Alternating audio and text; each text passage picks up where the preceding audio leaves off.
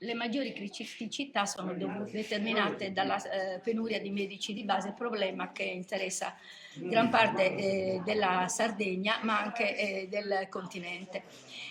Questo determina che la popolazione anziana, che è una grossa parte della nostra società, del nostro territorio, si è trovata senza copertura sanitaria territoriale, e questo è stato per la maggior parte diciamo sopperito dalla presenza degli ASCOT, che lavorano però solamente 3 giorni a settimana in questo territorio. Questo determina delle lunghe file che vanno a discapito sempre delle persone più anziane.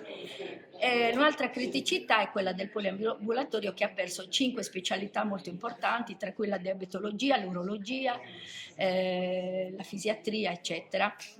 Siamo qui anche per chiedere che vengano sostituiti e ripristinati questi servizi fondamentali. Ci sono però anche dei punti di forza. I punti di forza sono presenti nel nostro presidio ospedaliero, come l'ambulatorio Alzheimer, che copre un territorio molto vasto di assistenza.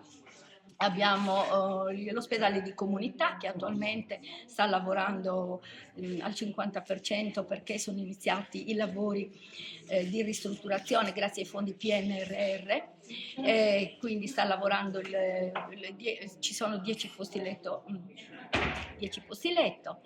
E ci sono tante altre, la chirurgia, che oltre al day surgery sta facendo in day surgery anche le interventi per ernia, e sono fatti da 2 specialisti e da 2 chirurghi.